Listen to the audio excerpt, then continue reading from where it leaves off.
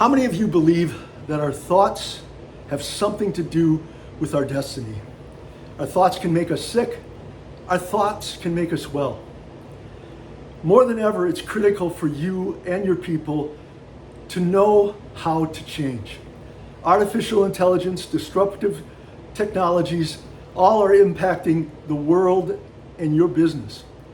Do your people know how to change? Do your people know how to adapt to these technologies, artificial intelligence? Are they willing and able to change? I believe I can speak from experience about the value of change and how to change. 2012, I entered the hospital with 84% of my bone marrow cancerous. The first week I was in the hospital, doctors discovered I had a rare case of acute myeloid leukemia called Monosomy 7. Monosomy 7 meant that I had less than a 3% chance of survival. A friend of mine, Alan Fendrick from Israel, recommended I read the book Breaking the Habit of Being Yourself by Dr. Joe Dispenza.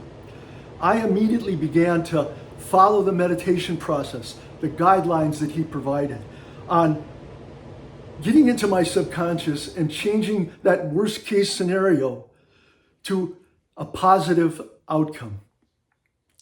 5 chemotherapies failed to get my cancer to less than the 10% I needed it to be in order to even qualify for a bone marrow transplant.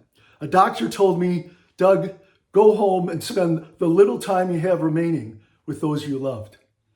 Despite that, I believed in the meditation process, and I believed that God had a different plan for me. It took a great deal of faith and discipline and courage to go through that river of change and to come out this side with a different outcome.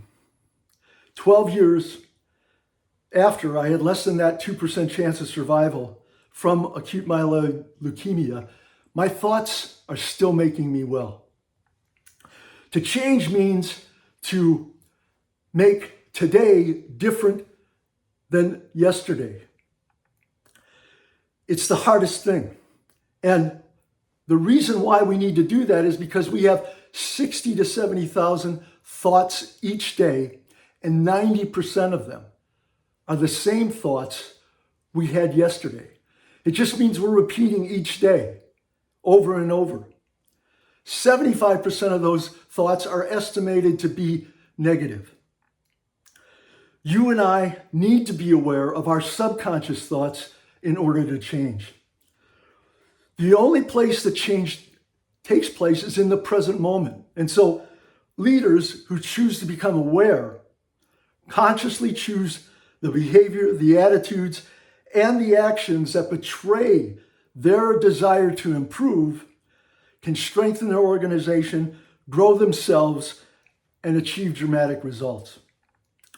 It all starts with awareness, behaving differently, and making a lifelong commitment to change each day to be greater than the environment, the body, and time.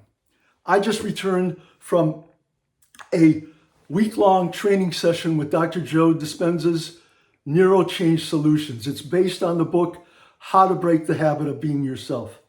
I'm excited to share with you and your organization in coming blogs how to change.